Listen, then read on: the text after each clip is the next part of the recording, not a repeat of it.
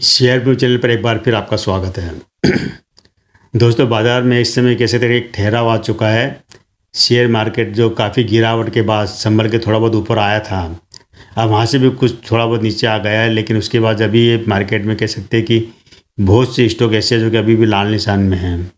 Recovery जो आ रही थी, रिकवरी भी आना रुक गई है। अब ये क्या कि खतरा वापस मंडराने लगा है मार्केट में कि क्या होगा, 2 तारीख के बाद क्या होगा, मार्केट वापस चढ़ेगा या यहाँ से भी गिरेगा। लेकिन आपको मैंने पहले वीडियो में बताया था कि अब कंपनियों के रिजल्ट आना शुरू होंगे, जो कि मार्च क्वार्टर के रिजल्ट आएंगे। उसके बाद ही मार्केट में एक बड़ा मूवमेंट आएगा, या तो मार्केट नीचे भी जा सकता है, ऊपर भी निकल सकता है।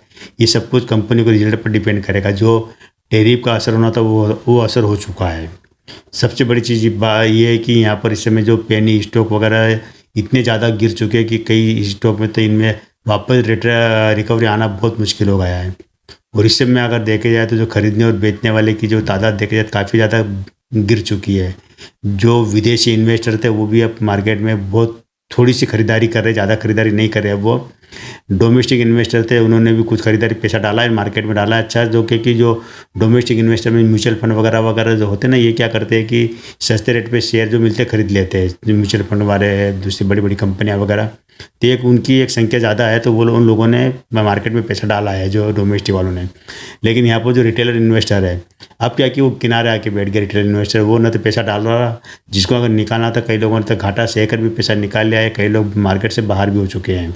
लेकिन जो लोग अगर ये लालच में कर रहे हैं और वापस शेयर मार्केट में पैसा डाल रहे हैं कि पैसे मार्केट चढ़ रहा है, तो वो फंस रहे हैं। क्योंकि जिस रेट प्राइस पे शेयर खरीदते उसी प्राइस से शेयर नीचे गिर जाता है। तो यहाँ फंस मार्केट का ललचा भी रहा और फंसते हुए लोग फंस भी रहे हैं।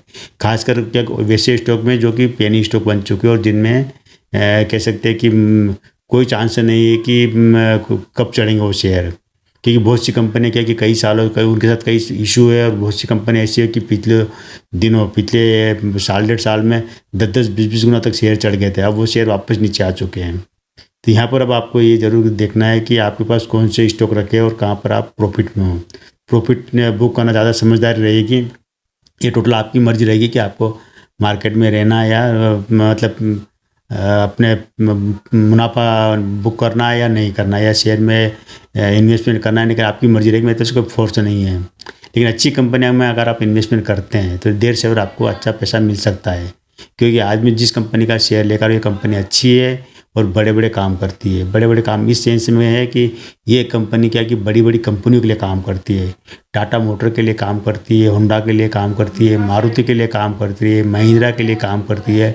तमाम तरह जो बड़ी बड़ी कंपनियां जो कि कारें बनाती है उनके लिए काम करती है। और का नाम है JTKT इंडिया। ये कंपनी जापान की एक सहयोग की बहुत बड़ी कंपनी है। जो वो कलबुर्ज निर्माता कंपनी है JTKT जापान, उसके सहयोग से अपने देश में कंपनी चलती है। अब इसका नाम ये रखते हैं, हालांकि पहले इस कंपनी का नाम हुआ था सोना स्टीयरिंग सिस्टम लिमिटेड।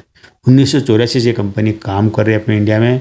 लेकिन तब से लेकर अब तक, और 2004 में शेयर मार्केट में लिस्ट हुई थी, तब से लेकर अब तक इस कंपनी ने अपने निवेशकों को बोनस भी दिया हुआ है। केवल एक बार बोनस दिया था, एक शेयर पे एक शेयर का, और शेयर स्प्लिट हो चुका है।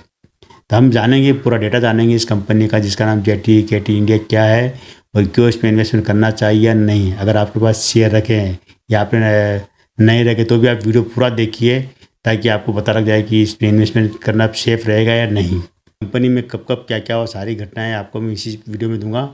पहले हम जान लेते हैं कि इसका डेटा क्या है। तो अभी जो इसकी शेयर की प्राइस चल रही है, 130 रुपये इसकी शेयर की प्राइस चल रही है। और 1 साल का लो रहा 106 रुपये का रहा है। और 225 रुपये 70 पैसे का इसका हाई भी रहा है।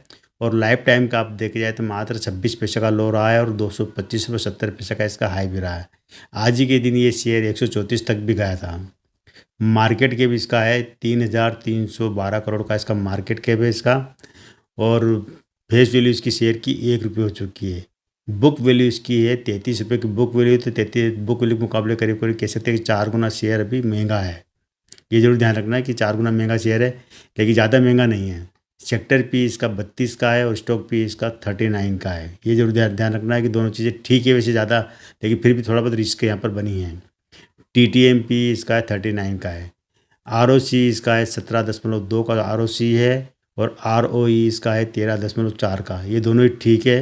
कंपनी बोनस दे चुकी है, एक शेयर पे एक शेयर का बोनस दिया है 2006 में, और स्प्लिट हुआ है। ये शेयर 2 बार स्प्लिट हो चुका है।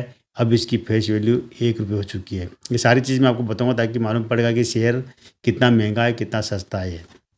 ये कंपनी यूएस है, यूरोप और जापान में एक्सपोर्ट भी करती है, अपने जो प्रोडक्ट बनाती है वो। रेवेन्यू की बात करते हैं, हम मार्च, जून, सितंबर, दिसंबर 4 क्वार्टर का रेवेन्यू देखते हैं तो 632 करोड़ का रेवेन्यू आया था मार्च में और 34 करोड़ का प्रॉफिट हुआ था। जून में इनको 553 करोड़ का रेवेन्यू आया था, 15 करोड़ का प्रॉफिट हुआ। सितंबर में 605 करोड़ का रेवेन्यू आया, 19 करोड़ का प्रॉफिट हुआ। और दिसंबर में 592 करोड़ का रेवेन्यू आया और 16 करोड़ का प्रॉफिट हुआ है। अब सालाना हम देखते हैं तो 2021 में 1350 करोड़ का रेवेन्यू आया, 12 करोड़ का प्रॉफिट हुआ है। 2022 में 2022 करोड़ का रेवेन्यू आया था, 33 करोड़ का प्रॉफिट हुआ। 2023 में 2023 करोड़ का रेवेन्यू आया, 80 करोड़ का प्रॉफिट हुआ। और 2024 में 2245 करोड़ का रेवेन्यू आया, 107 करोड़ का नेट प्रॉफिट हुआ है। सेल्स ग्रोथ देखी जाए तो इसकी 10 साल में 8% की रही है, 5 साल में 5% की। प्रॉफिट ग्रोथ 10 साल में 15% की है, 5 साल में 8% की। CAGR इसका 11% का रहा है 10 साल में और 5 साल में 28% का। लाभांश यहाँ 9% का रहा है 10 साल में और 8% हुआ 5 साल का। शेयर पूंजी इनके पास है करीब 25 करोड़ की शेयर पूंजी है। रिजर्व इनके पास 815 करोड़ का रिजर्व है। कर्ज देना मात्र 88 करोड़ कर्ज देना कंपनी, तो कर्ज मुक्त की श्रेणी में कह सकते हैं। अन्य देनदारियाँ 361 करोड़ की अन्य देनदारियाँ है। टोटल 1290 करोड़ पे बैठता है। और इनके पास जो संपत्ति है, अचल संपत्ति 497 करोड़ की अचल संपत्ति है और अन्य संपत्ति 617 करोड़ की अन्य परिसंपत्तियाँ इनके पास है।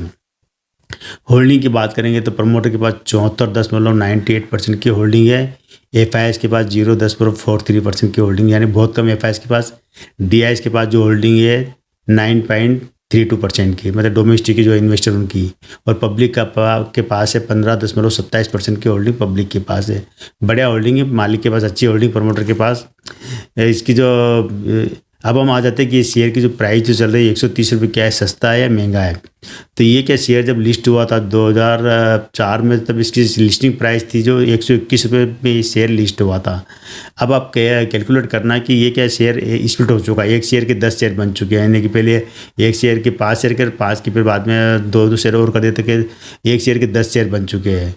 और बोनस एक शेयर पे एक शेयर का बोनस दे चुकी कंपनी, यानी कि एक शेयर जिसको भी IPO में एक शेयर मिला हुआ हो उसके स्प्लिट से 10 शेयर बन गए और बाद में बोनस और मिलने से क्या होगा, 20 शेयर बन गए, यानी कि एक शेयर के 20 शेयर बन गए। और अगर आप अभी 20 शेयर का करंट प्राइस जो 130 रुपये से मल्टीप्लाई करते हैं तो 26 रुपये का शेयर बैठता है।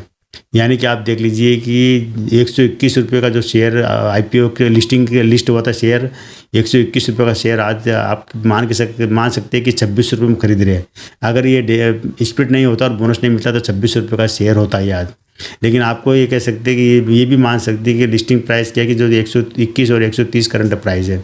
अभी ये जो जिस कंपनी में हम चर्चा करें, JT KT करती क्या है, ये क्या है कि तमाम जो जितनी जो गाड़ियाँ मैंने आपको नाम बताया है, महिंद्रा एंड महिंद्रा है, मारुति है, टाटा मोटर है और तमाम तरह जो 4 व्हीलर जो गाड़ियाँ हैं उनकी स्टीयरिंग सिस्टम बनाती है। पूरा जो आप गाड़ी के ना जो पावर स्टीयरिंग वगैरह का सारे सिस्टम में कंपनी बनाती है। इसके अलावा कई तरह की गाड़ियों के पार्ट्स वगैरह बनाती है कंपनी। तो कह सकते हैं कि ऐसी कंपनी की ज़रूरत कभी खत्म होगी नहीं, क्योंकि जब तक ये 4 व्हीलर का, मैंने आपको पिछली वीडियो में बताया तो मैंने आपको शायद ध्यान हो कि आप अगर डायरेक्ट मारुति या महिंद्रा या टाटा मोटर वगैरह में इन्वेस्टमेंट नहीं कर सकते तो आप ऐसी कंपनी में कर सकते हैं जो कि इनके लिए काम करती है, यानी इनके लिए पार्ट्स बनाती है, गाड़ियों के पुर्जे बनाने वाली कंपनियां। तो एक तरह से ये जो कंपनी जिसकी हम बात कर रहे हैं गाड़ियों के पुर्जे बनाती है। हालांकि जो इसकी जो मूल कंपनी जो है जापान की कंपनी JT KT, वो क्या बहुत बड़ी एक निर्माता कंपनी है जो कि टोयोटा और इस समूह के साथ काम करती है, बहुत बड़ी कंपनी वो। लेकिन ये जो जिसकी हम बात कर रहे हैं क्या है, इसके यहाँ की बात है, ये जो इंडिया की जो कंपनी है JT KT इंडिया, ये इसके संयुक्त उद्यम में लगाती है। काम बढ़िया है, काम मतलब कह सकते कभी नहीं खत्म होने वाला है। निवेश करना ना करना एक आपकी मर्जी रहेगी, मेरे तो कोई फोर्स नहीं है। लेकिन आप फिर भी मैं कहता हूँ कि कंपनी के बारे में कोई खास जानकारी ज़्यादा मिली नहीं, लेकिन जितनी भी जानकारी मिली है उसके आधार पर कह सकते हैं कि जो शेयर की जो भी प्राइस है अभी महंगी है। इसके अगर स्टॉक पी वगैरह देखेंगे तो वहाँ से भी आपको तो स्टॉक पी भी इसका जो महंगा लग रहा है 39 का लग रहा है, तो वह कह सकते हैं कि थोड़ा सा सस्ता, थोड़ा सा महंगा है। और जो इसका अगर हम स्प्लिट वगैरह वो देखते हैं कि स्प्लिट और बोनस के कैलकुलेट करते हैं तो वो लिस्टिंग प्राइस से भी शेयर महंगा है। ये जरूरी है कि इसका मार्केट के अच्छा है, कंपनी के ऊपर किसी भी प्रकार का कर्ज नहीं, कर्ज मुक्त श्रेणी कंपनी आती है और कंपनी क्या कि हर क्वार्टर में पैसा कमा रही है और हर सालाना दर पे कमा रही है। डिविडेंड जरूर इसका कम डिविडेंड इसका, लेकिन और चीज़ देखी जाए तो बोनस वगैरह स्प्लिट वगैरह चीज़ ठीक है। तो आज के दोस्तों इतना ही, कल भी मिलते हैं हम लोग नए वीडियो के साथ नई जानकारी के साथ। तब तक चैनल पर बने रहिए, शेयर कीजिए, सब्सक्राइब कीजिए।